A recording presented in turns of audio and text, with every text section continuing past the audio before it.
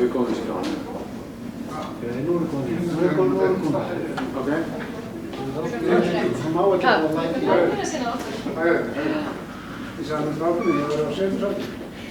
Það verður ég hallægt. Já, mér finnst mjög skrítið að vera 60 í dag. Nú ættir það að vera að streymast. Nú ættir það að vera 60. Ég verð ekki nefn. Skjáðum við eitthvað líka fyrir sig. Það má ekki hérna, það má ekki byrja að vinna þetta. Það er snýtt á tíma, sko. Það er að vera stáð, svo er það voru að 15 daginn. Hún er búin útstofn. Hún er búin útstofn.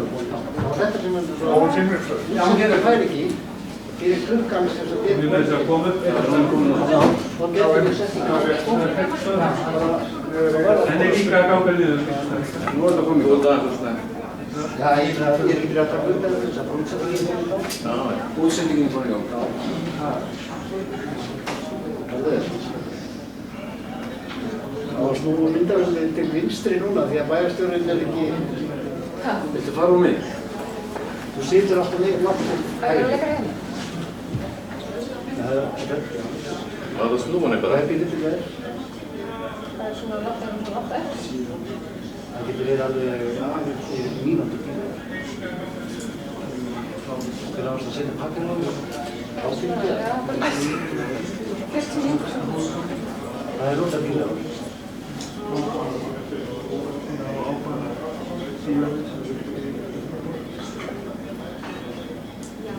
Já, þannig er þetta að tæða þér. Ok. Það tók ekki. Þetta var alveg mínúta.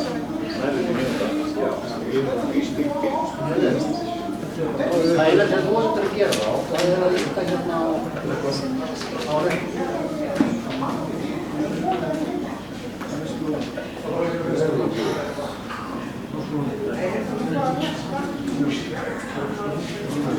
það er vinstra.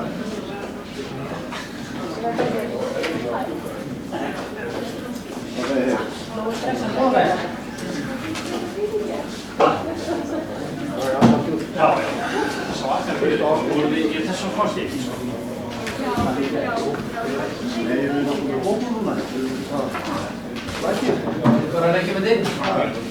Bæjarstjórinn er í burtu, hann flýði. Já, akkurat. Það er góða afkomu.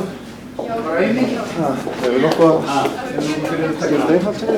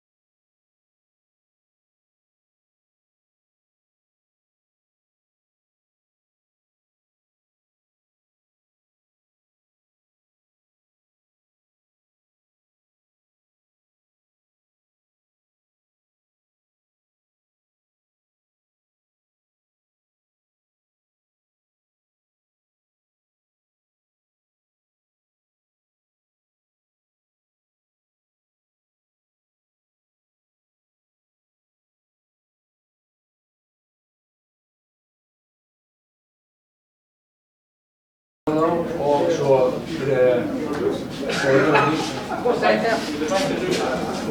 Og tekur því.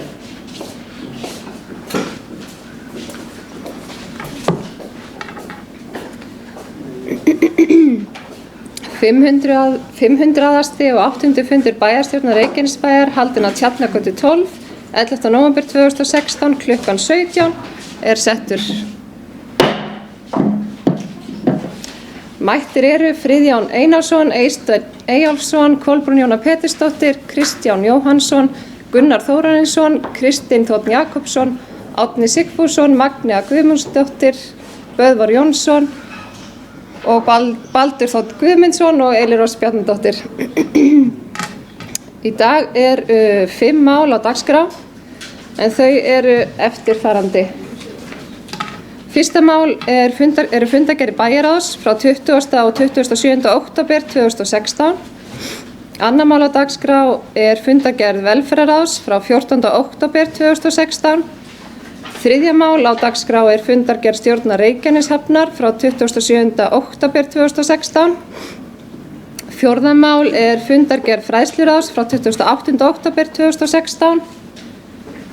Og svo er það 5. mál á dagskrá en það er fjárhagsáætlun Reykjanesbæjar og sameiginlega rekinna stofnana frá 2017 til 2022. Fyrri umræða.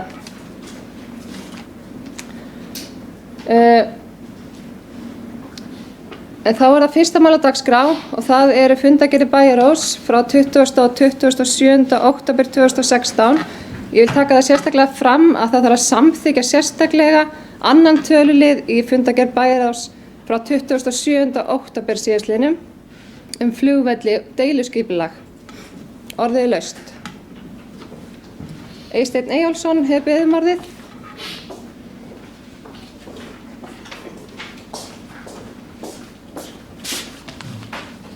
Forseti, ágætu bæjarfulltrúar, byrja aðeins að reifa seinni fundargerðina, 1097. fundar.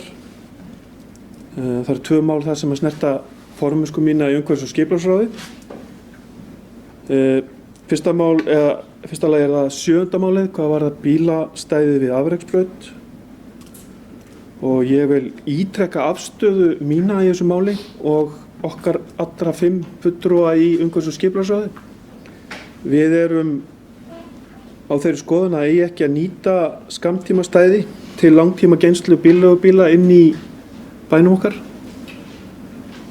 Tölum líka og teljum að ef við förum og samþykkja það, þá gætu við verið að gefa hættulegt fordæmi upp á það að fylla bæinn okkar af bílaleigubílum þar sem þeir eiga helst ekki að vera. Við eigum að nýta lóðir eins og í Helguvík. Ég veit að menn eru að skoða þar eins og sést í seinni fundargerð á þessum fundi við það að hafa bílaleigubíla þar. Og vonandi gengur það eftir og gott að vita að verið sé að vinna því bæði á umhverfis- og skipulagssviðinu og líka í hafnarstjórninni. Og síðan eigum að kanna ítarlega algjörlega til hlítar að nýta Pattissonsvæðið eins og við getum ef það sé hægt til að geyma bílaleigubíla til langs tíma. En ef afverður og því verður haldið til streitu að leyfa nýtinguna þarna við afreksbraut, þá vonast ég til og treysti á að sett verði ströng skilyrði. Íbúum verður kynnt hvað gangi á og þetta verður tímabundið tilraunaverkefni eins og þau talar þarna til að leysa einhvern ákveðin vanda. En ég ítrekka fyrir afstöðu mína. Við erum líka að samþykkja vonandi á þessu fundi í sömu fundargerð deiliskipulag fyrir flugvelli sem meðal annars getur verið lóðir sem að henda undir starfsemi eins og bílaleigu. Það eru stóra lóðir. Það er töluverð ásókn komin nú þegar og eftirspurn og umsótt lóðina, deiliskipulaginu. Þannig að við getum leyst þetta verkefni, það er að segja að þjónusta þá sem eru í bílaleigu bransanum, ef ég myndi segja svo, annan hátt heldur en að fara í skammtímastæði í bænum. En í hinni fundargerðinni, fyrri fundar bæjarráðs, 1091. fundur er fundagerð DS, dvalarheimili aldraðra á Suðurnesjum, hvar ég er líka formaður.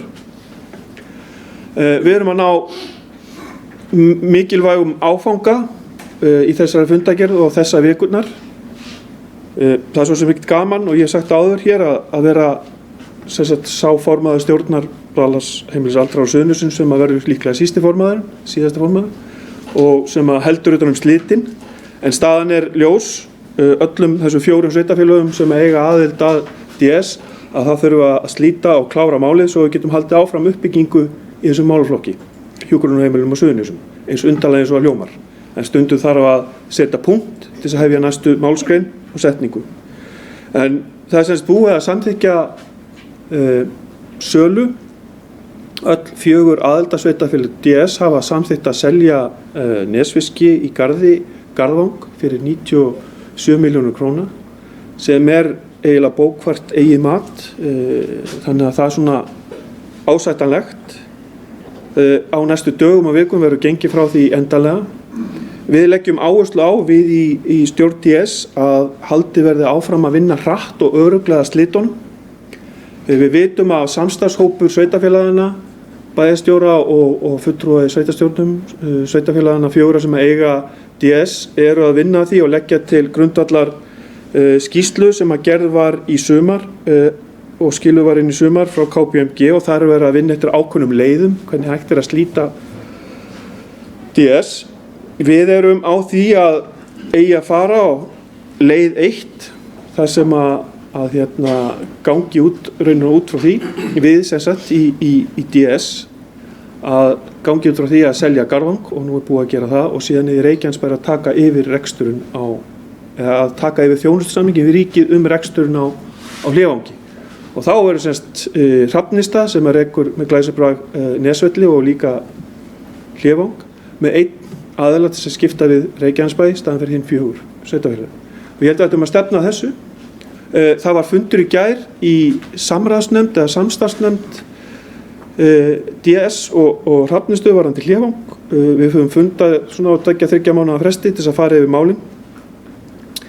Og Pétur, framkvæmdastjóri Hrafnistu eða sjómannadagsráðs ætlaði að senda inn erindi til Reykjanesbæjar hið fyrsta og ég vona að bæjarfulltrúar og bæjarráðsmenn hvar svo sem erindi lendir að þeir taki vel við og fylgi málinu vel og eftir. Þá fengum við að heyra líka það svona út undan mér reyndar, ég hef ekki séð efnislega niðurstöður úr því en við heyrum það á föstudeginum síðasta hafi verið gert samkomulag lífeyrissjóðsgreiðslur eða skuldbindningar. Það er sem sagt samtök félaga í velferðarrekstri held ég að heiti, hjúkrunarþjónustu, takk, bæjarfulltrúi báðar, sem að gerði samning sem sagt við ríkið sem búið að standa til nokkur ár eins og við þekkjum til eða allan 1 eða 2 ár það hvernig þetta ganga frá lífeyrissjóðsskuldbindingunum. Það kemur þá líka inn í vinnuna að slitum DS og getur þá ítt á það að láta þetta ganga sem fyrst. Ég tel líka klíkt að aurinn sem eftir verði í DS og ég vonast þess að sveitarfélögin sem eiga núna DS með okkur að þau verði til í það að taka þann aur sem eftir verður eftir sölun á Garðvangi og setja hann inn í að gera endurbætur á Hlévangi áður en að Reykjanesbær tekur yfir. Það þarf viðhald, það þurfa ákveðnar endurbætur sem þarf að gera áður en að Reykjanesbær myndi taka yfir rekstur. Og ég vonast til og eftir því að félagar okkar í hinum sveitarfélagunum muni taka vel undir það. En það er eiginlega svona bara yfir til samráðsnefndarinnar sem ætlar að klára slitin. Það er ekki eftir neinu að bíða vegna þess að það er skammt eftir á árinu og ég tel mjög mikilvægt að sé búið að klára að slíta DS fyrir áramót. Það er bókhaldsárið kallar á okkur og einnig líka svo staðreynd að við þurfum, eða semst nýjir rekstraraðilar eða nýjir ábyrgðaraðilar Hlévangs þurfa að vera tilbúnir með umsókn inn í framkvæmdasjóð aldraðra fyrir 1. febrúar á næsta ári til þess að halda áfram uppbyggingu og endurbótunum inni í á Hlévangi. Þannig að leiðamaður stendur í því að ná fram því sem að hefur verið unnið að lengi, að slíta DS, og það er sjálfur sér ekki jákvætt, en þá er það jákvætt að við séum að setja ákveðin punkt. Það er jákvætt að við getum síðan haldið áfram að byggja upp í þessum málum hér á Suðurnesjum, og eins og kemur fram í annarri fundargerð líka öldungaráðs sem einmitt er líka til umfjöllunar á þessum fundi, að þar eru menn að sammælast það að uppbyggingin á Suðurnesjum í hjúkrunarheimilum eigi að vera á Nesvöllum. Þannig að þetta ber svona alltaf skynsemisbrunni og vonir að málin þokist í betri og skynsamari hátt, enda er brýn þörf. En ég hvet þá bæjarfulltrúa og sveitafélagana 4 sem eru eigendur DS, Voga, Garðs, Sandgerðis og Reykjanesbæjar, að slá í klárinn og klára að slíta DS fyrir áramótin. Ég held að það séu öll tækifæri til þess og nú sé hægt að vinna hratt og örugglega.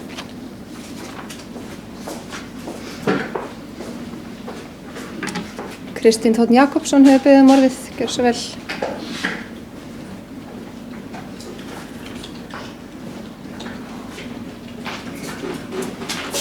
Forseti og gætu bæjarfulltrúar og gestir. Við erum að ræða hérna 1095.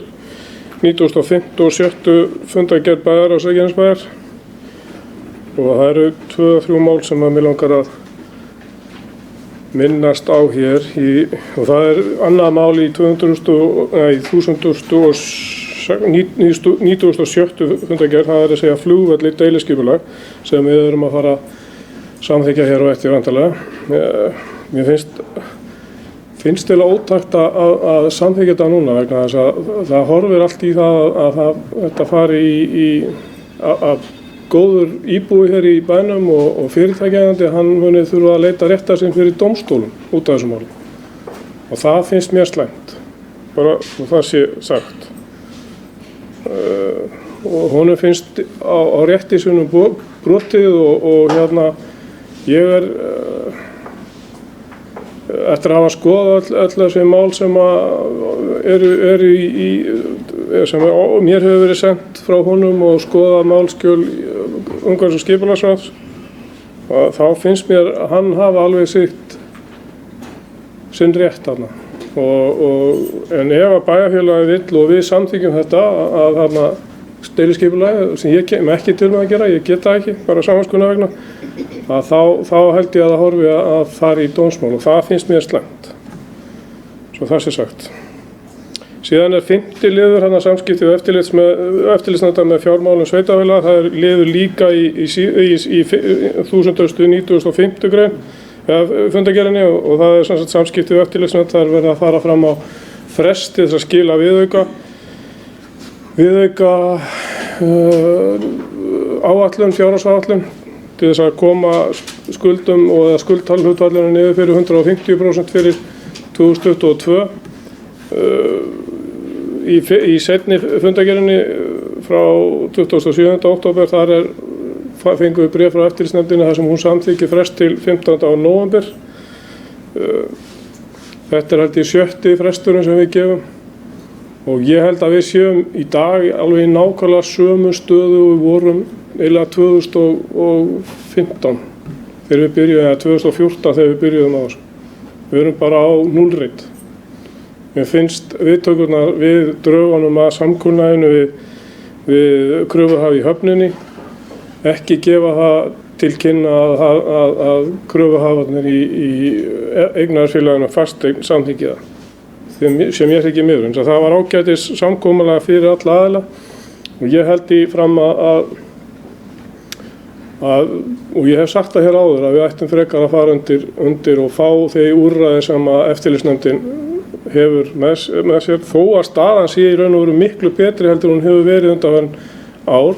Það eru allar tölur, það eru meiri tekjur, minni gjöld sem við erum að vantarlega sjá í fjárhagsáætlunni á eftir sem er jákvætt og afskaplega ánægjulegt að geta séð og sjá fyrir en eini aðilinn sem að eiginlega, já það eru 2 aðilar sem að hagnast á þessu ástandi Reykjanesbæjar núna og það annars vegar lífeyrissjóðirnir sem eru bara með status quo hjá sér, þeir bara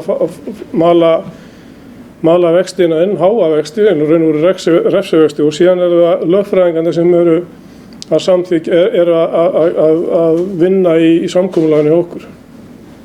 Þetta er dýrt, við erum búin að borga einhverja 200 milljónir í kostnað, ráðgjafakostnað út af þessu máli og það sér ekki fyrir endan á því að við gefum alltaf sífellt frest. 15. nóvember er ekki langt undan og ég hafa alveg að svænta því að það verði gefin annar frestur.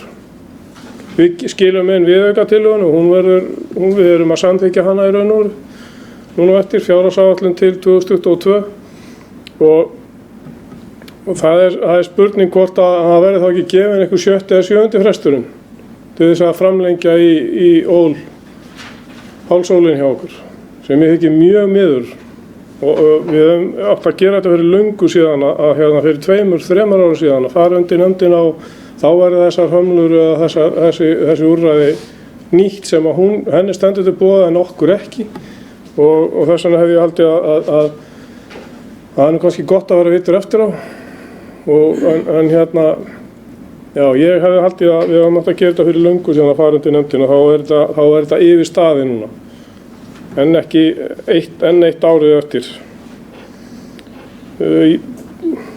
Ég varðandi dvalarheimilið, ég fagna því bara að Garðvangur sé seldur og þá er þeim hnúti, þá er sá hnútur leystur í raun og veru. Þó eftir standa einhverja lífeyrisskuldbindingar en ríkið er að gera eins og fulltrúi Eysteinn sagði áðan að þá er samkomulag í byrðarliðnum við ríkið eftirstandandi lífeyrisskuldbindingar og þá á væntanlega sölu andvirði Garðvangs að dekka álíkjandi skuldir, ákveðandi skuldir á félaginu. Þannig að það er þá hægt að slíta því og Reykjanesbær tekur yfir sem held ég sé bara jákvætt og þá þarf að fara að byrja á því hér innan bæjarstjórnar Reykjanesbær að mynda langtíma stefnumótun í málefnum aldraðra. Mér sýndist að í fundargerð öldungaráðsins það sé hvatning til þess að það verði gert. Við stoppuðum það í SSS, en það var tilefni til þess að gera það, en við þurfum að gera það hjá okkur. Þetta er nefnilega allt á höndum Reykjanesbæjar núna, allavega öldrunar og eða hjúkrunarheimilismálin hér í Reykjanesbæ og þá er á leiðandi fyrir utan Grindavíkur, þá eru það bara Sængir í Garður og Vogar sem standa eftir. Og þeir þurfa þá bara að dansa með okkur í því.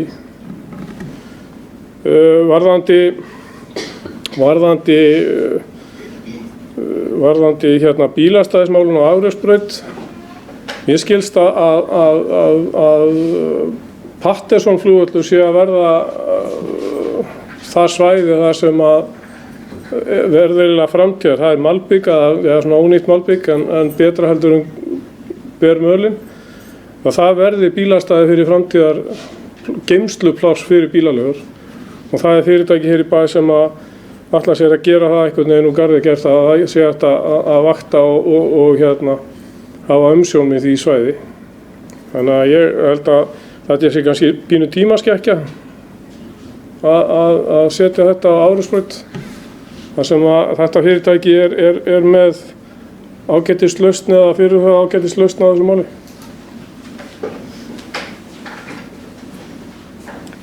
Böðvar Jónsson hefur beðið orðið, gjörðu svo vel.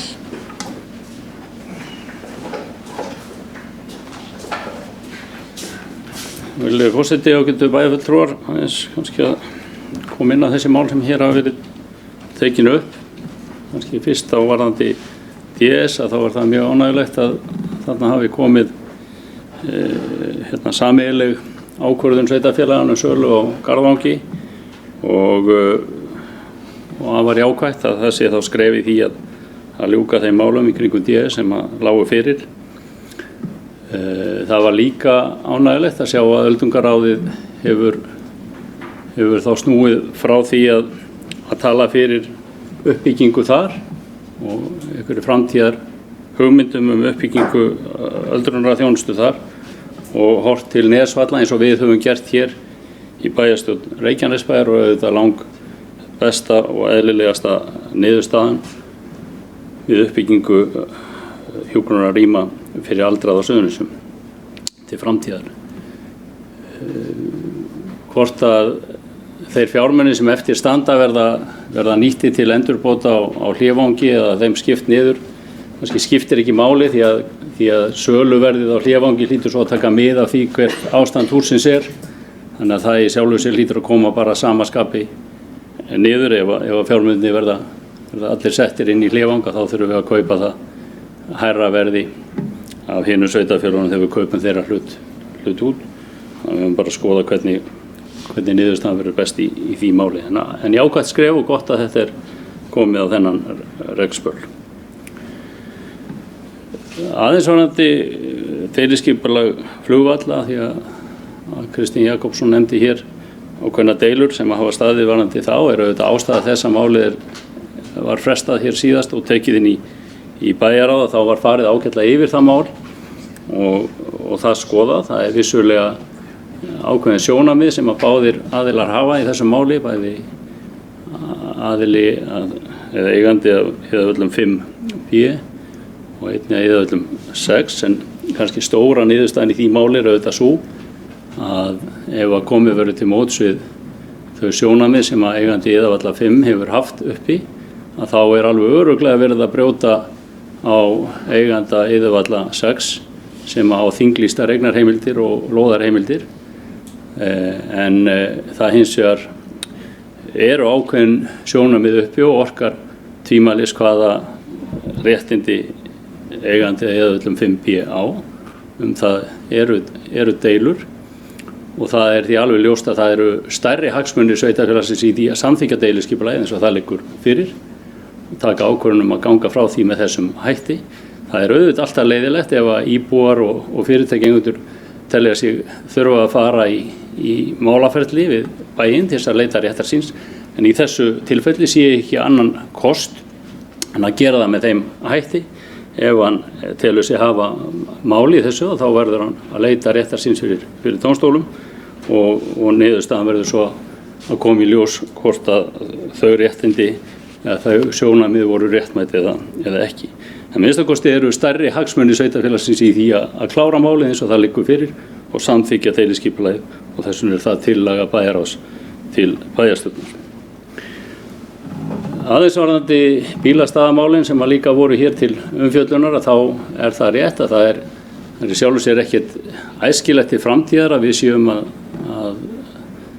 hrúa mikið af bílum inn í íbúðahverfi hingað og þangað en sveitarfélagið. Það hins vegar þannig núna að við höfum ekki lausnir fyrir þau fyrirtæki sem eru í bílalegu rekstri.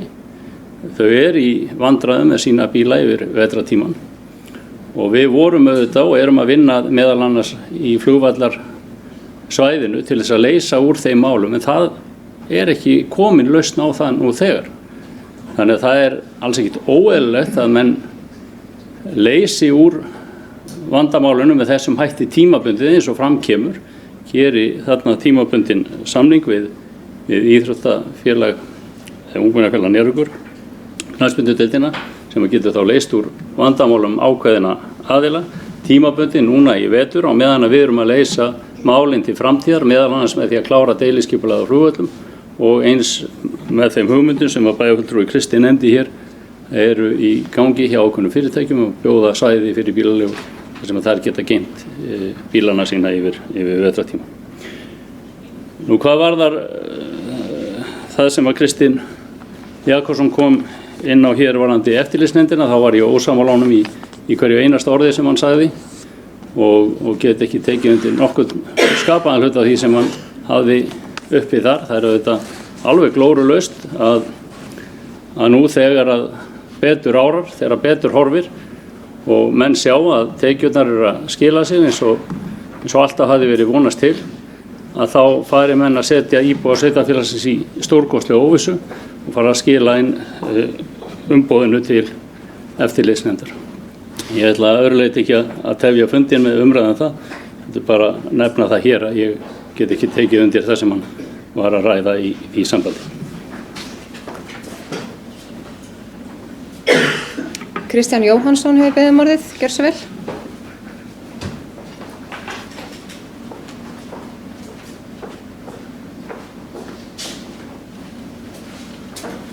Forseti, bæjarfulltrúar, já, aðeins út af þessum bílastæðamálum.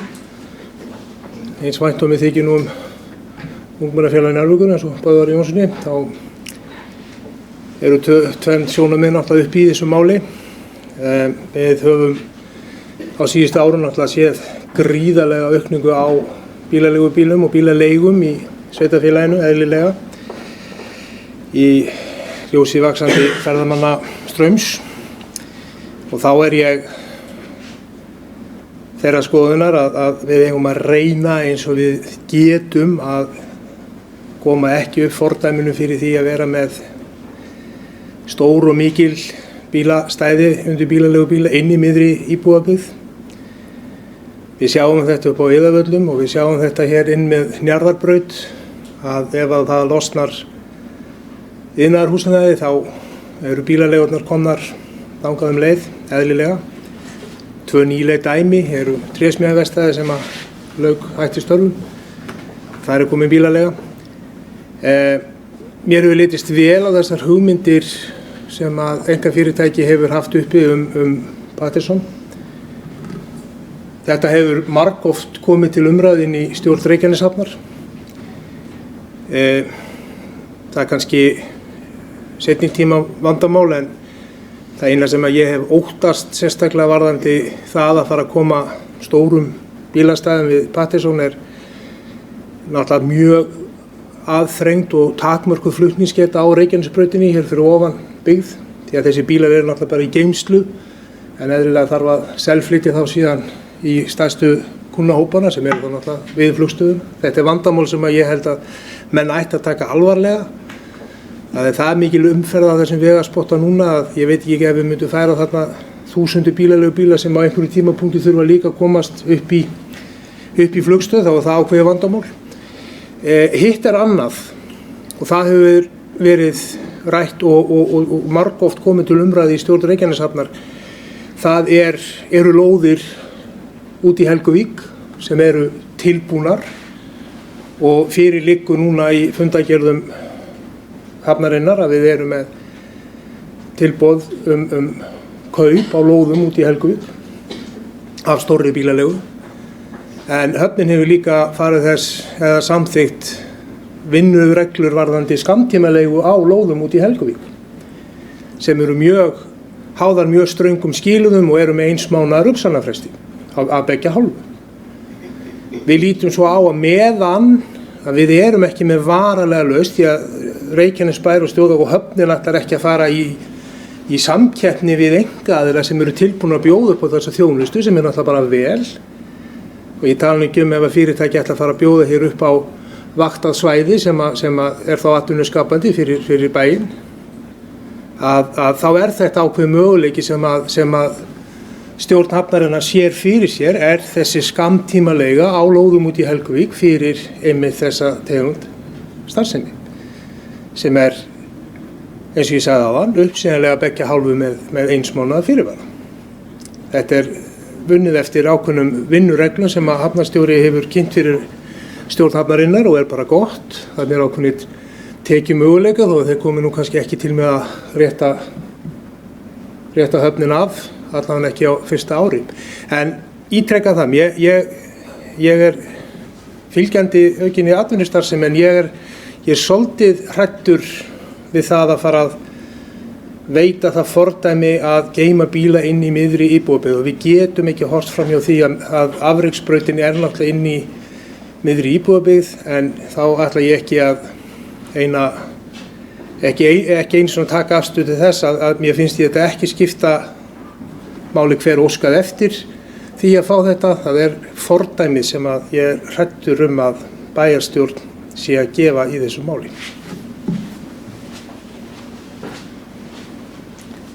Baldur Þ. Guðmundsson hefur beðið orðið. Gjörðu svo vel. Virðulegi forseti, góðir bæjarfulltrúar og gestir. Þetta ég ætla að koma fram bara undir sömu liðum að kveikir allt einmir að sjá dvalar heimili aldraðra á Suðurnesjum og rifja upp gamla ræður sem ég hef farið með.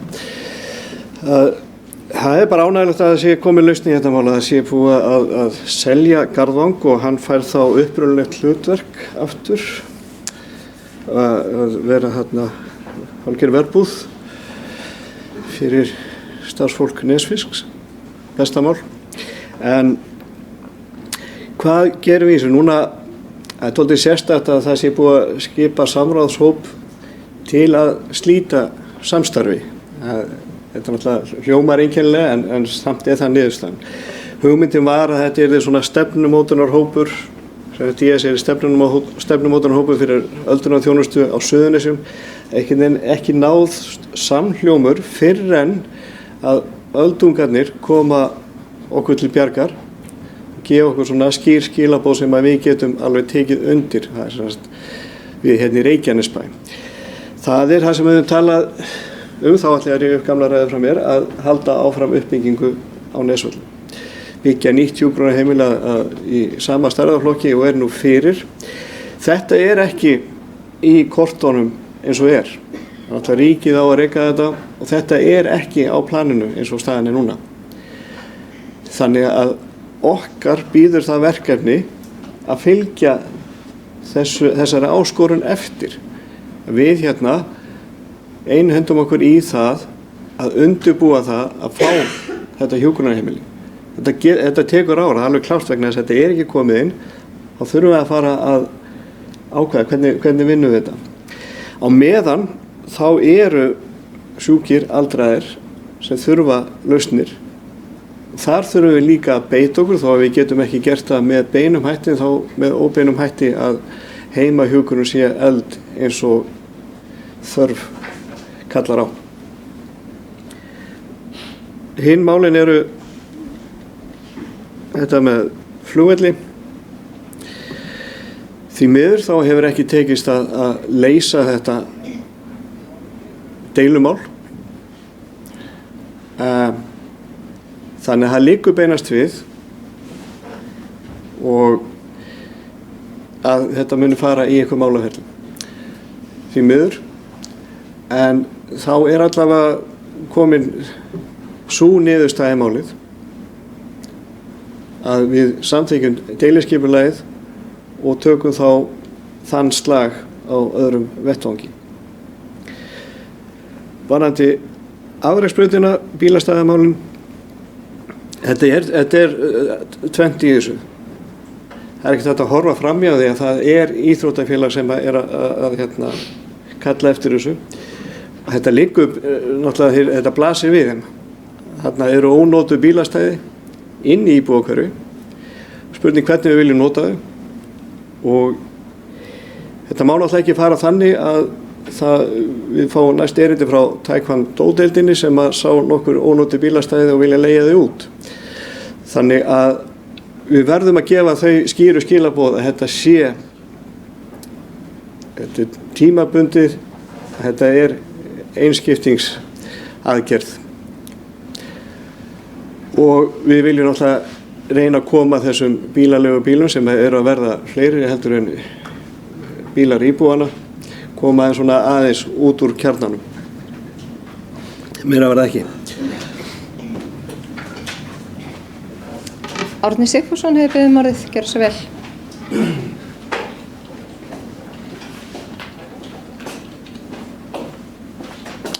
Virðulegi forseti, ég tek undir flest það sem sagt hér og hef verið sammála þessum þáttum sem nefndir eru, selja Garðvang og ganga frá því máli, það fer vel á því. Mér langar aðeins að ræða bílaleigumálin.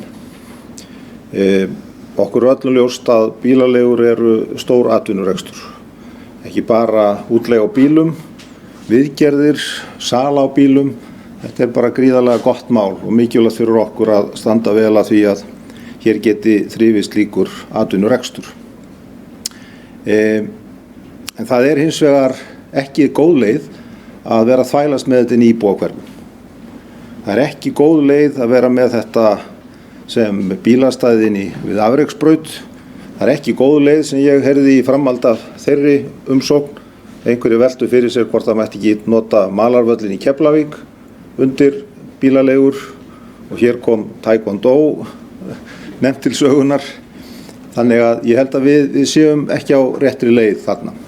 Við höfum rætt önnur svæði sem megi nýta og sérstaklega hefur Patterson svæði verið nefnt og það færi bara mjög vel á því að við myndum stuðla að því. Það er hins vegar ekki tilbúið. Ég reyndar skil ekki af hverju vera að bíða eftir einkaaðila til þess að taka það mál að sér. Það er engin vaktaðili við Afreksbrautina. Þetta gætu bílalegur gert sjálfar ef að þeim er úthlutað landsvæði. Og mér er hins vegar ljóst að það eru einhver vandkvæði á þessu með Patterson því að það er vatnsverndarsvæði og væntanlega losnar undan hluta því í febrúar og þannig að það kann að vera að þetta sé mál sem að leysist. Mér finnst hins vegar ábendingi sem kom hér fram og ég hef heyrt áður varðandi Helguvík og það er lóðir sem þar eru alveg upplögð og við hefðum auðvitað átt að leggja bara áherslu á að á meðan ekki er önnur starfsemi á þessum stóru lóðum sem þarna eru að þá gætum við nokkurn veginn boðið þetta út með ákveðnum nokkurs konar bílastæðagjöldum eða skammtíma leigu eins og hér var nefnt og gæti skapað þó einhverjar tekjur. Til okkar leið er þetta mjög hentug staðsetning út frá flugvellinum. Þannig að ég hefði óskað eftir því að við skoðum það enn betur og leituðum leiða til þess að koma þessu þá út úr íbúahverfunum og gæfum þá Helguvík gott tækifæri á meðan að Patterson svæðið er ekki komið og hér var reyndar bent á ákveðin rök fyrir því að það kynna vera óhentugt að einhverju leyti af því að það er að flæða inn á Reykjanesbrautina. Reyndar það er spurningum hvort að Reykjanesbrautin verður ekki að fara að vera þá þannig byggð að hún þoli það. En ég er mjög fylgjandi því að við tökum Helguvík undir. Hef samþykkt með svona semingi að þetta sé gert með Afreksbrautina en vara við því hins vegar og við þurfum að það er talað þetta sem bráðabirgðaúrræði og skulum tryggja það að þetta sé algjörlega bráðabirgðaúrræði þannig að eftir árið þá sé komin almennilegt skipulag á þessi mál. Gunnar Þórarinsson hefur beðið orðið, gjörðu svo vel.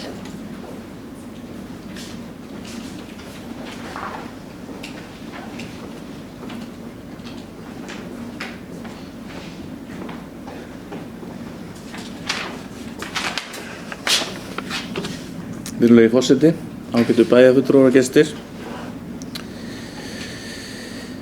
Hér hefur margt verið skrafað þessar tvær fundargerðir og ég vil nú taka undir það sem hér hefur komið fram í sambandi við TS að það er jákvætt að það skuli verið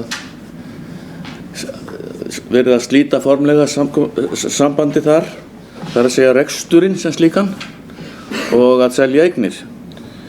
Það þýðir það að það er einungis Nesvellir sem að verða þarna eftir og ég gerir ráð fyrir því að það sé eðlilegt að reksturinn allavega færist yfir til Reykjanesbæjar eins og verið hefur á undanförnum 2 árum.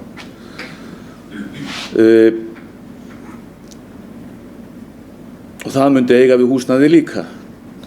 Ég er sammála böðvar að það er í raun og veru ekkert að því að skipta upp fjármunum og við tókum að okkur að klára þetta. Það á ekki að breyta neinu í sambandi við þessa niðurstöðu að við tökum yfir húsnæðið.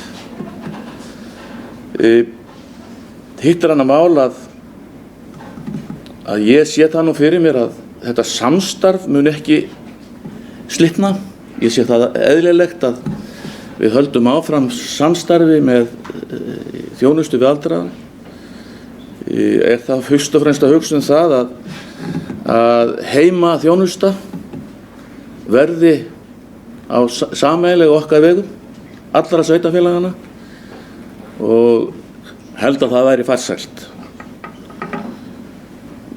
Varðandi flugvelli þá get ég ekki annað en sagt bara ég mun greiða atkvæði með því að þetta verði samþykkt, þetta deiliskipulag, og tel það bara nauðsynlegt og sé okkar hagsmuni þar í húfi að klára það. Varðandi bílastæðin, að þá vil nú bara segja þetta. Þetta eru bílastæði sem eru algjörlega ónotuð, sem er verið að ræða.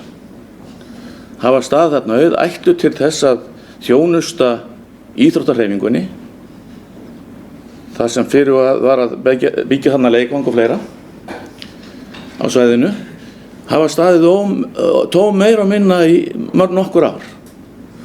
Og mér finnst nú bara sjálfsagt að reyna að nýta þetta sem kostur meðan annað býst ekki. Það að þetta sé í miðjum bæ, ég ekki alveg sammála, þetta í útjaðri bæjarins, útjaðri byggðarinnar, og mun ekki trufla íbúana neinu ráði.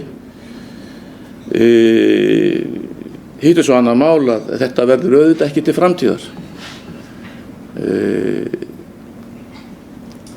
Ég sé alveg fyrir mér að þarna muni í framtíðinni byggjast upp enn frekar í íþróttastarfsemi sem muni þurfa að nýta þetta svæði, og það er auðvitað langt í það að mínu mati, en framtíðin mun leiða það í ljós að það þörf fyrir það að byggja til dæmis nýja leikvang fyrir knattspyrnuna. En ég held að við ættum að horfa til þess fyrst og fremst að þetta verði til skamms tíma, en förum ekki með þetta þaðan fyrir en að búið að gera einhverjar aðrar ráðstafanir til þess að koma þessu í þann farveg sem að við getum sætt okkur við í framtíðinni. Við eigum eftir að byggja upp bæði Hlíðahverfið og fleiri staði þarna á svæðinu, og þetta verður í framtíðinni illnotanlegt, þetta svæði fyrir bílastæði fyrir bílaleigur.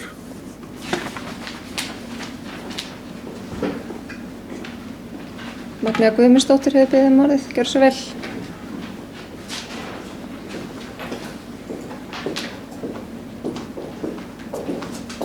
Forseti, bæjarfulltrúar og góðir gestir, ég kem hérna upp undir þessari sömu fundargerð frá 27. október og máli varðandi bílastæðina, þau voru rædd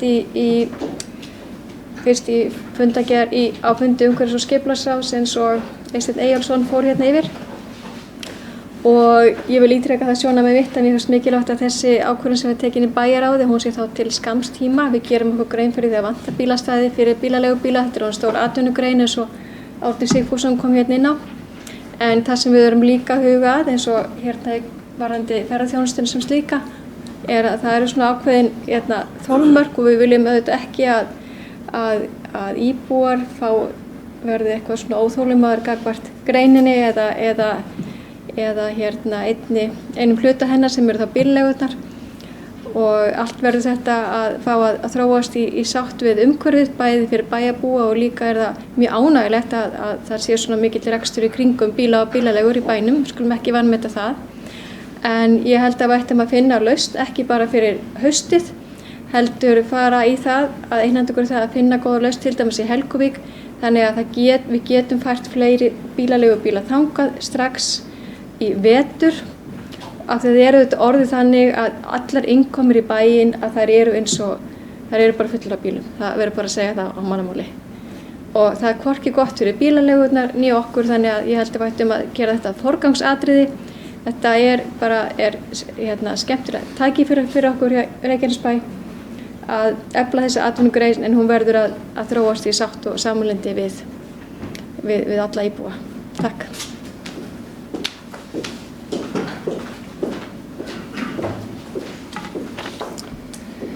Ekki hafa fleiri beðið orðið. Fríðan Einarsson, gjörðu svo vel. Forseti, ágætu bæjarfulltrúar, ég kem inn undir sömu liðum og aðrir bæjarfulltrúar tekið talað um. Mér langar að ítreka hvað var að flugvelli að Leita hefur verið bestur ráðgjafur í því máli og ég vil taka undir orð Böðvars að hagsmunir sveitarfélagsins eru mestir þar að samþykja tillögu bæjarráðs og tel ég að það sé engin önnur leið í þessu máli eins og svo er komið því miður. Varðandi bílastæðamálin og afrekssbraut þá langar mér að nefna það að þetta er kannski rétt orði eins og Bæjarfótur Baldur notaði, einskiptis aðgerð. Þetta er tímabundið í skamman tíma og þetta er ekki fordæmisgefandi fyrir alla lóðir í Reykjanesbæ. Þetta er sérstök aðgerð sem gerð er og vonandi verður þetta í stuttan tíma. Við taka undir þessi Bæjarfótur Árni hefur nefnt hérna, það er í undirbúningi og raun og veru nokkurn veginn klárt að leigja út lóðir í Helguvík til bíla og við þurfum að leysa þessi bílastæðamál fljótt og örugglega þannig en til framtíðar þá er Patterson-svæðið, það er ljóst en við skulum líta á þessu sem tímabundið vandamál og þetta er einskiptis aðgerð. Mér langar aðeins að nefna með eftirlitsnefndina sem Bæjarfótur Kristín nefndi hérna, ég ætla að taka undir orð Böðvars þar að ég er svona eiginlega ósammála öllu því sem Kristín sagði. Og við munum halda áfram meðan við höfum trú á verkefnu, við höfum trú á því að við getum klárað þetta mál, þá munum við halda áfram. Staðan er slæm, við vitum það öll og ekki allir að tíunda það, en á meðan við teljum best að halda áfram viðræðum við Kröfuhaf, þá gerum við það. Nokkuð ljóst. Það er samhljómur og hefur verið samhljómur þetta hjá bæjarstjórn og bæjarráði og við fögnum því.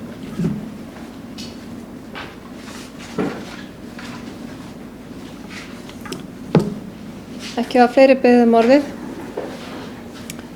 En þeir sem samþykja annan tölulið í fundargerð bæjarráðs 27. október síðastliðnum flugvelli deiliskipulag eru beðnir að rétta upp hönd. Ekki bara einn. Töluliðurinn er þá samþyktur með 10 greiddum atkvæðum.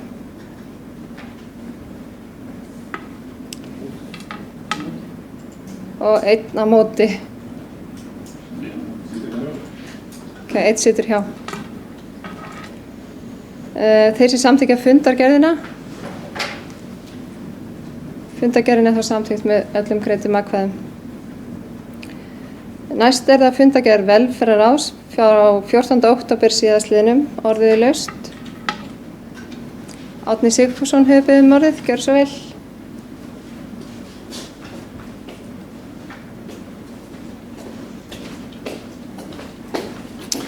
Virðulegi forseti, það er þarna liður í fundargerð velferðarráðs sem fjallar svokallað bakland sem er þjónustuúrræði við börn sem búa við erfiðar félagslegar aðstæður og hefur verið veitt upp á Ásbrú.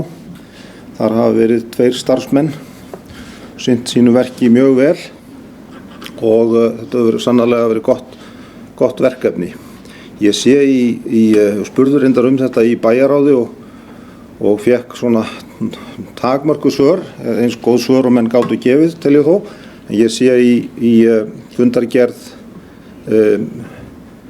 félagsmálaráðs velferðarsviðsins að þar er rætt baklandið og gefið til kynna að það sé verið að hætta rekstri þess vegna þess að húsnæði hafi verið frítt, hafi verið í eigu Kadeco sem hafi lánað húsnæðið undir þessa starfsemi en nú sé verið að selja húsnæði eins og annað upp á Ásbrú og þess vegna sé líklegt að það muni koma til leiga sem að sé dýr, talað líklega 1,5 milljón minnir mig og þess vegna er ráðlagt að hætta þessari starfsemi. Ég er í hjarta mínu ósáttur við að við tökum slíkar ákvarðanir á þessum grundvelli, þetta sé skýringin. Því að okkur ætti að vera mjög auðvelt að ganga til nýrra eigenda af þessu húsnæði sem eru aðalir sem eru að kaupa heilmikið af húsnæði þarna frá. Mér skilst þeir hafi komið til bæjarins til þess að sína lit og sína samfélagslegan áhuga og talað fyrir því að það þyrfti að vera gott samstarf verkefni og ef þetta er ekki gott verkefni fyrir slíka aðila, nýja aðila, að koma inn í baklandið og styðja baklandið með því að leggja fram þetta húsnæði áfram, þá veit ég ekki hvaða verkefni þykir gott. Ég voni sem við bara sammála það. Þannig að mér finnst eins og við séum á fljóta að henda þessu frá okkur ef þetta eru rökin. Ef þetta eru rökin að við séum að fara út úr þessu húsnæði því að það er að fara að leigja það, frekar en að lána það, þá er ég ekki sáttur við þau rök. Og ég mig langar bara að biðja forsvarsmenn bæjarins að skoða þetta mál betur. Veit að þetta kemur óbeint inn í fjárhagsáætlun en að kanna hvort að það sé ekki færa á því að ræða við þessa aðila sem þarna er að koma að. Við vitum nú ekki alveg, erum svona rétt að uppgötva hverju það eru, en það sé það hægt að ræða við þessa aðila og ég er alveg reiðubúin að koma og taka þátt í þeim viðræðum.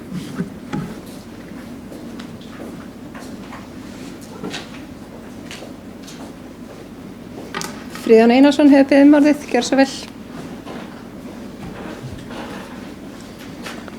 Forseti, mér langar aðeins að nefna varðandi það mál sem Bæjarhildur Árni nefnir hérna, hvað var að baklandið. Það er alltaf leiðilegt þegar er verið að draga saman í einhvern þætti en í þessu máli er verið að ræða 15 einstaklinga sem munu njóta þjónustuna áfram en á öðrum annan hátt en nú hefur verið. Sjálfsögðu munum við skoða hvort hægt sé að fá eitthvað samband við þessa aðila sem eru að kaupa eignirnar. Við höfum hitt á einu sinni og rætt við þá. Það er nú ekki komið út úr því ennþá. En það verður reynt að koma til móts við þessa einstaklinga á annan hátt en hingað hefur verið gert og hefur því verið gengið frá því í eina velferðarsviðinu. Og ég er full að trúi því að það gangi eftir þó verið ekki alveg á sama hátt og verið hefur.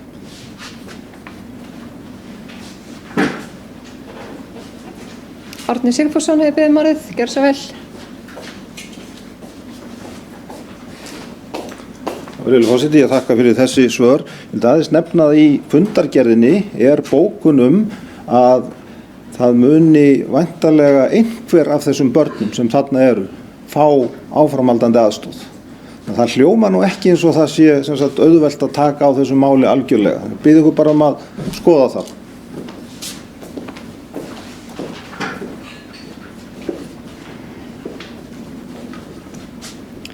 Ekki að fleiri beðið orðið, svo þeir sem samþykja fundargerðina rétt upp hönd. Fundargerðin er samþykkt með 11 greiddum atkvæðum. Næsta mál á dagskrá, eða þriðja mál, er fundargerð stjórnar Reykjaneshafnar frá 27. október síðastliðnum. En ég vil taka það fram að sérstaklega það er að bera upp annað mál til samþykktar. Orðið er laust.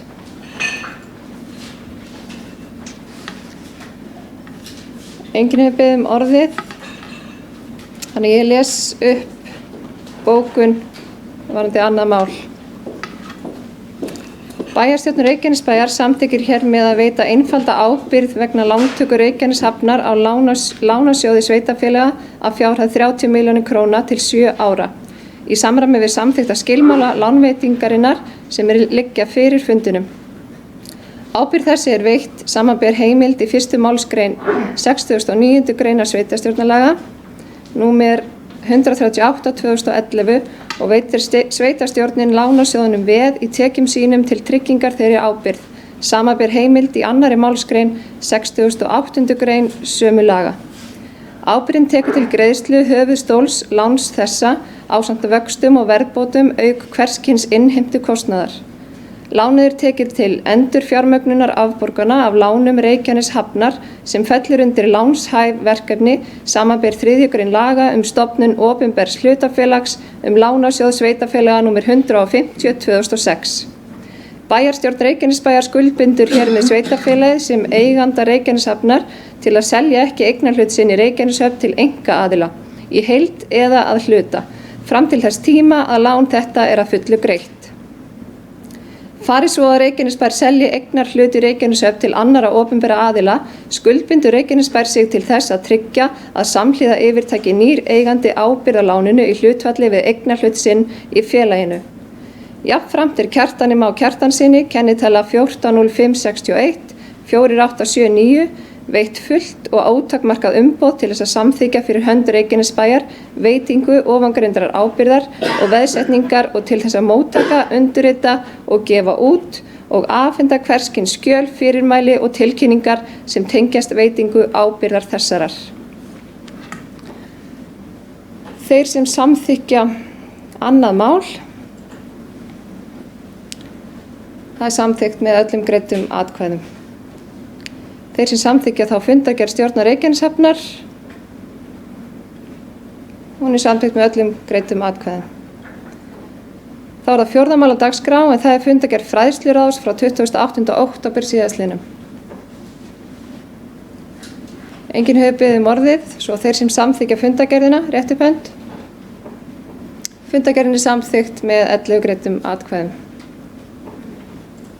Þá er það 5. mál á dagskrá en það er fjárhagsáætlun Reykjanesbæjar og sameiginlega rekinna stofnana 2017-2022 fyrir umræða. Fríðjón Einarsson hefur beðið orðið.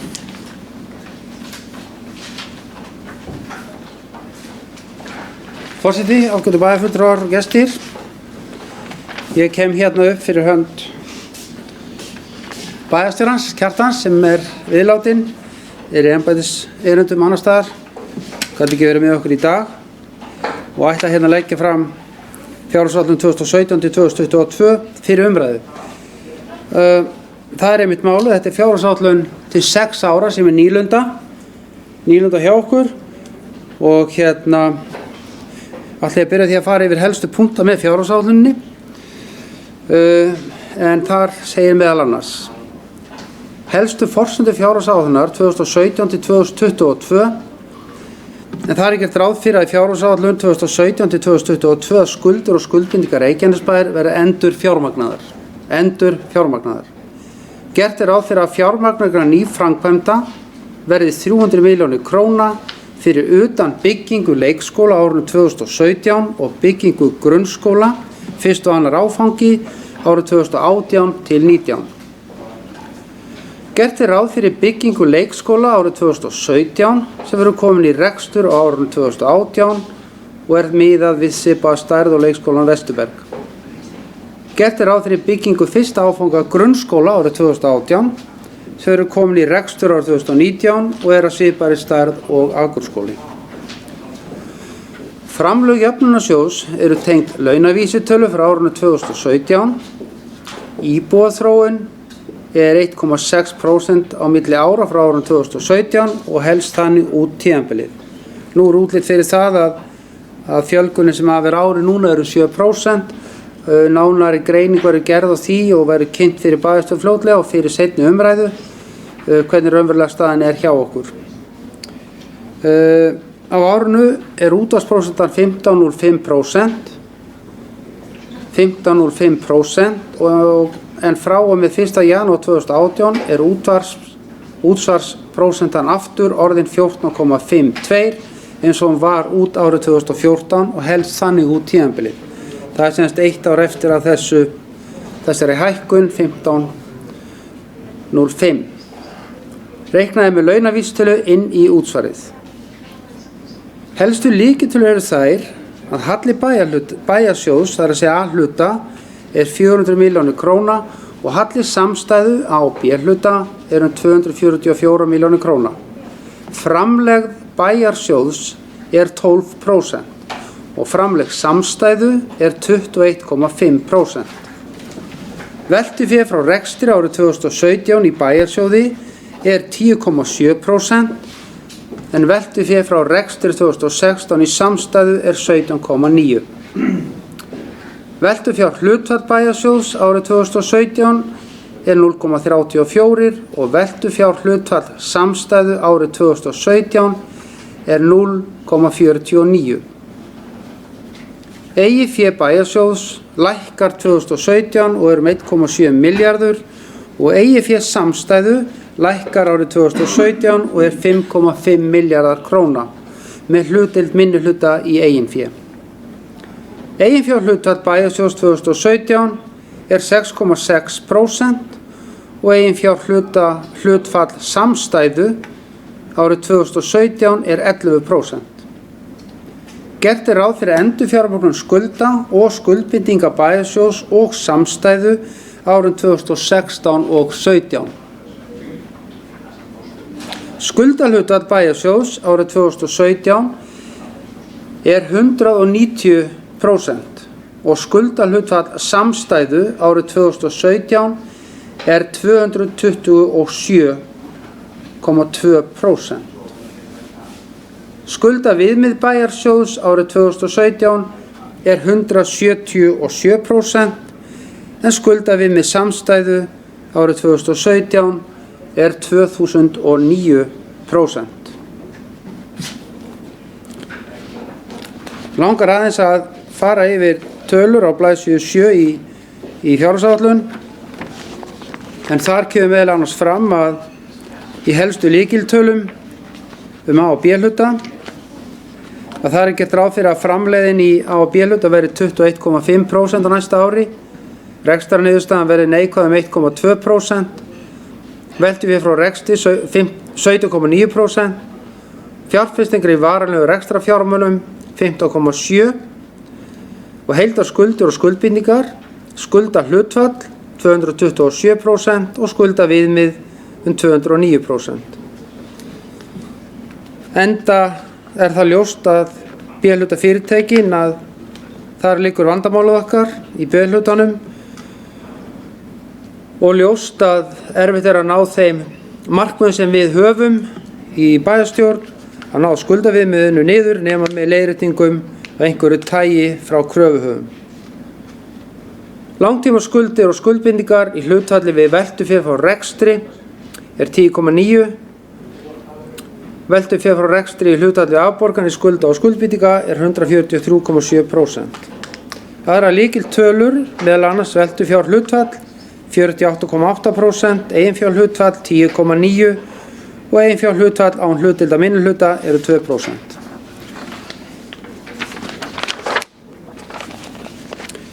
Síðan langar mig að aðeins að nefna blaðsíðu 12 en það er sveitasjóður, A-hlutinn næsta ár. En þar eru helstu lykiltölur í áætluninni að þar er gert ráð fyrir framleidd EBITU 11,8%, þetta er 12%. Rekstrarniðurstaðan er áætlunin 3,1% í mínus, 3,1% í mínus.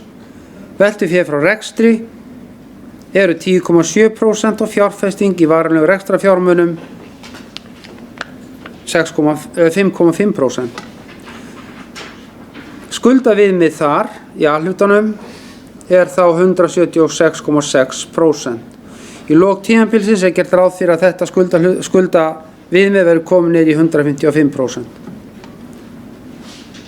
Aðra lykiltölur sem þarna eru er veltufjárhlutfall sem er 33,7%, eiginfjárhlutfall 6,6% og eiginfjárhlutfall án hlutdeilda minnihluta 6,6%. Aðra tölur ætla ég nú ekki að lesa upp hérna fyrir ykkur. Ég legg hérna fram þessa fjárhagsáætlun til fyrir umræðu og vil þó taka það fram að samstarfi þessa fjárhagsáætlun við þessa fjárhagsáætlun að gerð hefur verið til sóma. Ég vil hrósa öllum starfsmönnum, sérstaklega fjármálastjóra. En ég vil líka hrósa bæjarstjórn og bæjarráði, minnihluta og meirihluta fyrir að hafa verið mjög samstæð í þessu verkefni. Tillögur frá minnihluta hafa allar komið inn í fjárhagsáætlunina og ég vil hrósa okkur öllum og klappa fyrir okkur að hafa getið unnið þetta svona vel saman. Það er til fyrirmyndar og vona ég að það verði áfram þannig. En ég legg þetta hérna fram og vísast til seinni umferðar 7. desember. Takk fyrir.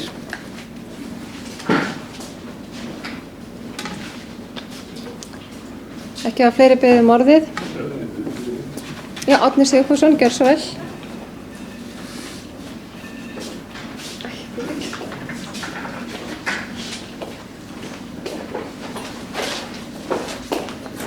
Virðulegi forseti,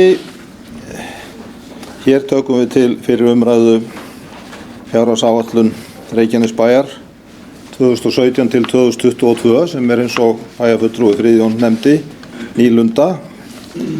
Það er reglan í dag að það skuli leggja fram áætlun til lengri tíma og ég vil einnig taka undir það að sýnist vinna undirbúningur við gerð fjárhagsáætlunar hafa gengið vel og verið til fyrirmyndar bæði hjá starfsfólki og svo hefur vinna okkar í bæjarráði gengið ágætlega.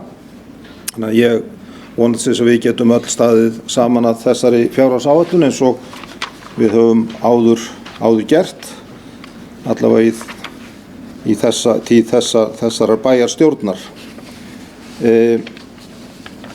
Þetta eru þetta gögn sem við eigum eftir að fara yfir. Hér eru 2 plögg lögð fyrir og ágætlega framsett sem við þurfum að skoða betur og átta okkur kannski á ákveðnum þáttum, en við sjáum hér strax lykil tölur.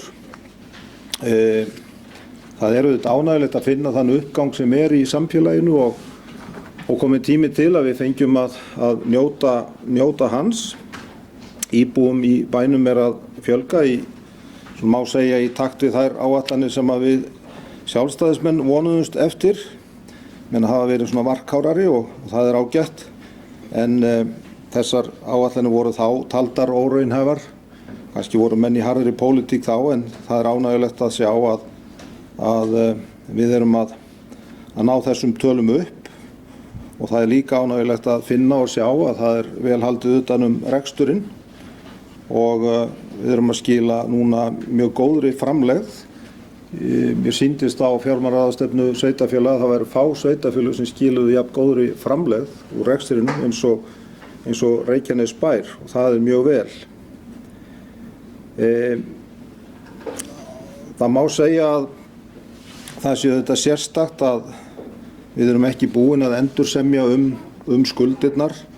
Þegar flest sveitarfélög hafa gert það svona eftir hrun, gerðu það mörg hver á árunum 2013 til 2015, en það er allar vonir til að okkur takist það nú. Það hefur auðvitað tekið langan tíma og kostnaður vegna ráðgjafar er orðin eitthvað yfir 280 milljónir. Við vonumst þó til þess að fá það endurgreitt eða greitt frá öðrum, en það er svo sem skattfé. En það væri óskandi að það gengi eftir. Eins og bæjarfulltrúi Friðjón nefndi hér að þá liggur vandamálið í B-hlutanum og við þurfum að standa saman þær lausnir sem þar eru. Við sjáum að svona á heildina litið rekstrartekjurnar, þær eru að aukast verulega. Launakostnaður hann hefur hækkað svona nokkuð í hlutfalli við þær, en það á líklega eftir að skýrast betur hvernig launaþróun er. Það eru auðvitað enn inni þarna einhverjir þættir á þessu ári vegna uppsagna starfsfólks og nýráðninga í kjölfar nýs meirihluta sem er þá verið aukinn kostnaður, en væntanlega er farin niður árinu 2017. Mér sýnist launakostnaður frá 2012 hafa hækkað hlutfallslega meira en tekjurnar, en heildarútgjöldin eru að hækka minna, og þannig erum við að ná fram bara mjög góðri framlegð eins og ég nefndi, sérstaklega á þessu ári, og með þau plön sem hér liggja fyrir þá ætlum við að halda þeim hlut.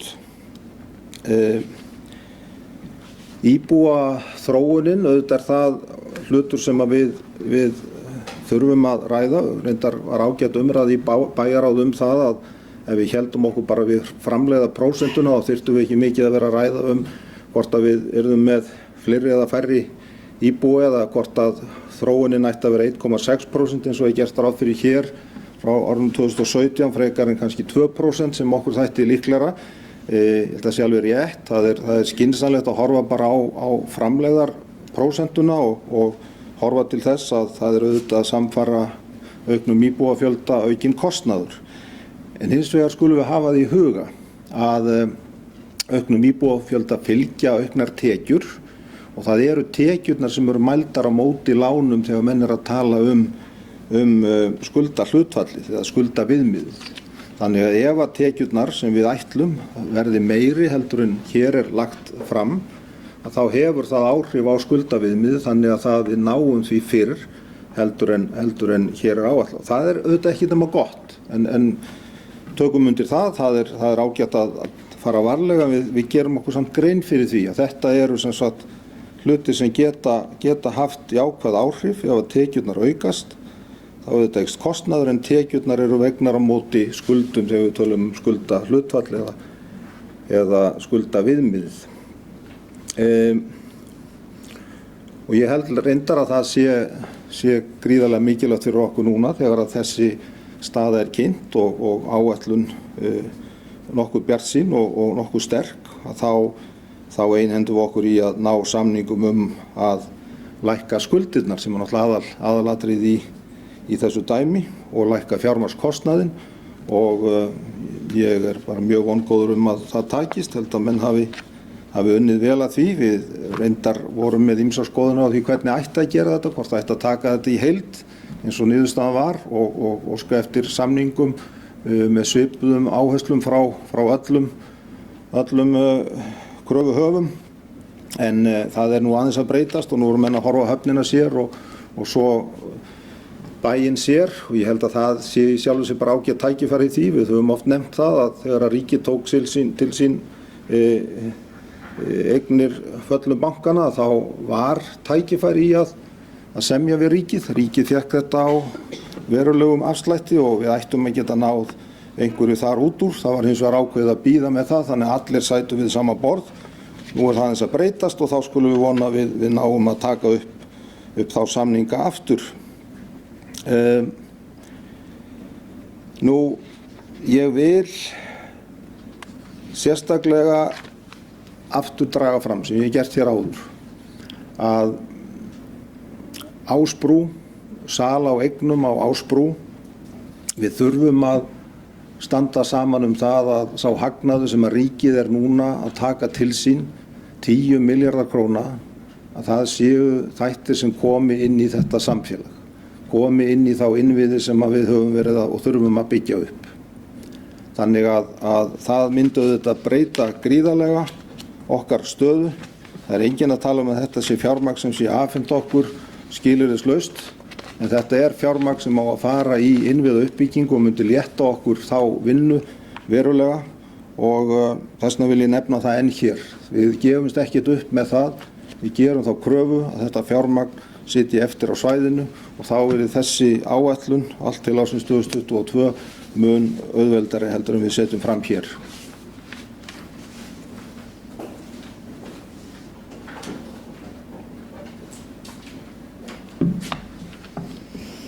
Ekki hafa fleiri beðið um orðið, svo þeir sem samþykkja því svo óþekk. Kristín Tónn Jakobsson, gjörðu svo vel.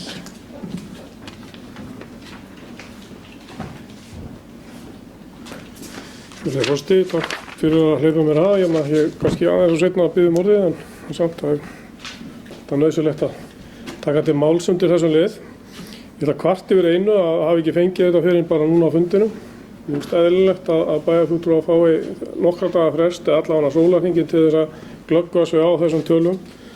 Þó að við höfum farið yfir þetta einhverjum hluta til í bæjarráðinu þá er það aldrei nógu mikið og þetta eru heildargögnin sem við erum að sjá kemur fyrir okkur á þessu fundi og í afskaplega smáu letri þannig að það er erfitt að lesa þetta nema með gleraugun sem ég hef ekki og tók ekki með mér. En það sem að veldur mér smá áhyggjum í þessu og þetta er ánægjulegt og ég hef sagt það hér í þessum ræðustól oftar en einu sinni að tekjurnar eru ekki vandamálið. Þær eru aldrei vandamálið, það eru útgjöldin sem eru það. Og mér sýnist að meirihluti núna eða bæjar yfirvöld og stjórnendur séu að ná tökum á gjöldunum. Tekjurnar koma eiginlega sjálfum sér.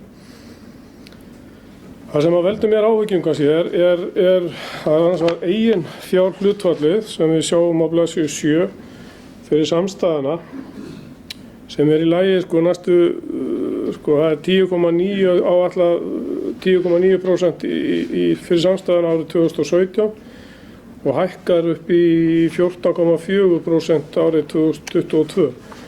Ef við skoðum hins vegar fyrir bæjarsjóð bara svona til þess að glokka okkur á hvað eiginfjárhlutfall segir til það segir til hversu mikill hluti heildarfjármagns kemur frá eiganda eða bæjarfélaginu sjálfu og hvað mikill hluti kemur frá lánardrottnum. Hvað við skuldum mikið í raun og Bæjarsjóður fyrir þetta, við erum með áætlað fyrir ári í ár 8,2%, 6,2% á næsta ári og það dettur niður í 4% árið 2020. Þannig að við erum í raun og veru að auka lán, við erum að taka auki og það gefur að skilja að það vantarlega skólarnir og fjárfestingarna sem við erum að fara út í sem að lækkar þetta hlutfall og það endar árið 2022 í 6% sem ég segi fjandi lágt og hefði með ég veit ekki hvernig að laga það eru svona bara minnka skuldir og auka í fé. En það verðist ekki vera mjög auðvelt í bæjarfélaginu eins og það start í dag. Annað sem ég vildi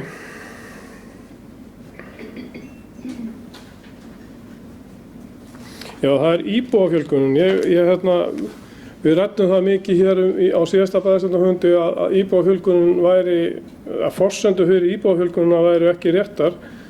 Við erum að tala 1,6% á þessu ári og ég held að við séum komið langt yfir það hlutfall á þessu ári núna. Ég held að íbúafjöldin 1. ágúst hafi verið 6.200 sem áætluðum yrði komið í febrúar og mars á næsta ári. Þannig að við erum rúmu hálfu ári undan okkur. Þannig að það og miðað við allar spár sem við sáum á SSS-þinginu daginn, aðfund SSS, að þá það mjög varlega áætlað, mjög varlega 1,6%. Ég held að við megum, eins og Böðvar segir 2%, ég held að við megum gera með ráð fyrir 3-4% miðað við þær spár sem að liggja bara á borðinu eiginlega. Þannig að við þurfum aðeins að breyta, ég held, forsendunum á þessu og við töluðum þetta í skipulagsmálin og að hvaða hverfi væru laus til úthlutunar á þessu tímabili næstu 2-3 árum. Mér skilst að það sé komin, skipulagi sé komið það langt á veg að það sé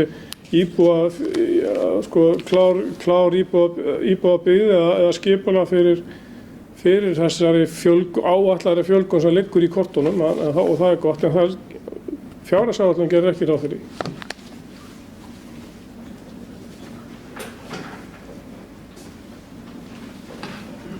Fríðan Einarsson hefur beðið orðið, gjörðu svo vel.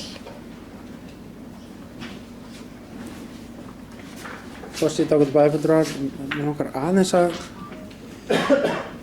það hefur varðandi íbúafjöldana þá hefur að fyrirhluta ársins var gríðarleg breyting á þróun íbúa hér í bæjarfélaginu.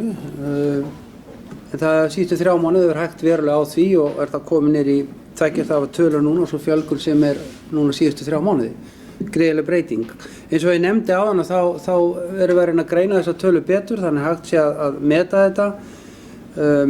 Hvað raunhæft að horfa á til framtíðar og það má vel vera að það geti verið meira en 1,6. En við þurfum að greina þetta aðeins betur og reyna að lesa aðeins í þetta, hvort þetta sé til skamms tíma eða til lengra. Annars ég vil kannski nefna hérna að við erum að reyna að forðast að fara í 2007 aftur. Við erum að reyna að forðast að kostnaður okkar verða mikill og gjaldahliðin fari á hliðina.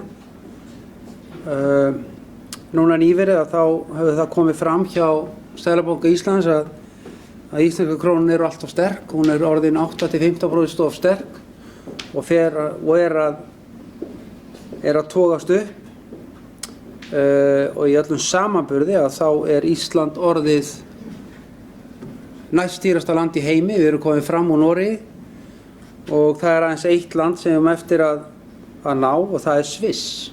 Það mun örfáum próstum að við séum orðið dýrasta land á Ísland, Ísland sé orðið dýrasta land í heiminum. Og það getur haft gríðarleg áhrif. Það hefur áhrif á þenslu, það getur líka haft áhrif á túrismann. Mér finnst óvissan vera mun meiri heldur en almennt talað í samfélaginu. Það allir fullir af gleði yfir því sem hversu vel hefur gengið á Íslandi síðastliðin 2 ár. Við búum ennþá í höftum og við erum kannski komin með hægri fótinn á ból og kafi í bensínið, á bensínfótinn, að ítum fast með bensínfótnum. Ég er dálítið nervus við þetta og ég held að við þurfum að gæta okkar dálítið í umræðinu það að það sé ekki allt á fleygiferð jákvætt. Það eru ýmis merki í hagkerfinu sem benda til þess að það eru svona gul ljós mjög víða og við þurfum aðeins að passa okkur á því og tek það svona undir orð Kristins það er gjaldaliðurinn sem skiptir öllu máli. Og svo er líka spurning hvað gerist í kjölfarið. Við vitum það að hér hefur verið mikill hagvöxtur, launahækkanir hafa verið miklar undanfarin ár og síðan fengum við öll fréttir í dag hvað kjararáð væri að gera og þetta geti haft gríðarlega áhrif á fjárhagsáætlun Reykjanesbæjar. Ef allt fer á fleygiferð á markaðnum og þá allt fara hlutnir illa. Ef þetta færist yfir almenna markaðinn af því að þá þarf að endurskoða alla þessa þætti aftur. Þannig að ég held að við þurfum aðeins að fara varlega og sjá hvernig það þróast áfram næstu vikur hjá okkur. En annars vil ég bara segja takk fyrir góð umræðu og takk fyrir samstarfið í þessu og ég vona að við lendum þessu á góða nótt.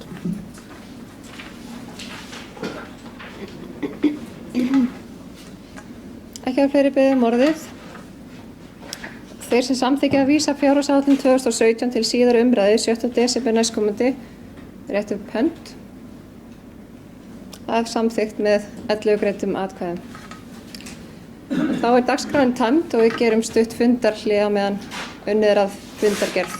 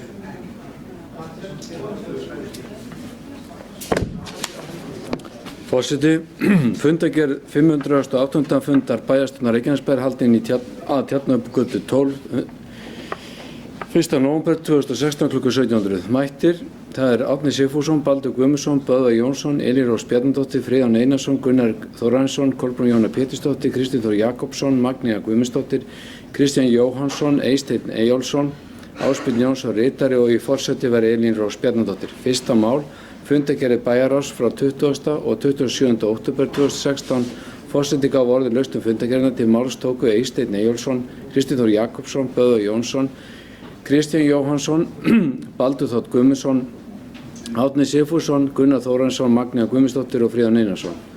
Annar töluliður í fundargerð bæjarráðs 1097. fundur 27. október síðastliðnum flugvelli deiliskipulag borin sérstaklega upp til atkvæða og var samþykktur með 10 atkvæðum. Kristinn Þór Jakobsson sat hjá við afgreiðslu málsins. Fundargerðin samþykktar 11:00 öðru leyti. Annað mál. Fundargerð velferðarráðs 14. október 2016. Forseti gaf orðið laust fundargerðina til máls tóku Árni Sigfússon og Friðjón Einarsson. Fundargerðin samþykkt 11:0. Þriðja mál, fundargerð stjórnar Reykjaneshafnar 27. október 2016.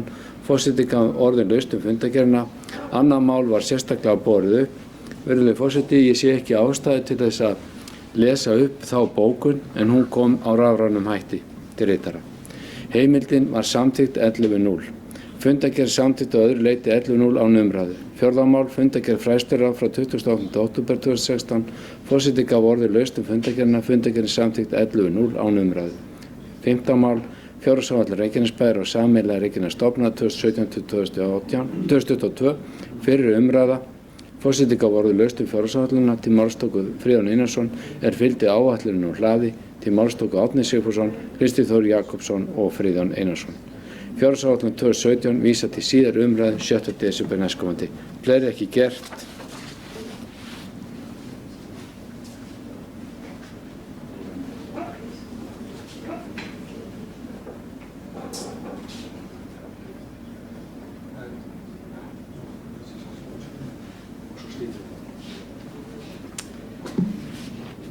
Þeir sem samþykkja fundargerðin samþykkt með 11 greiddum atkvæðum.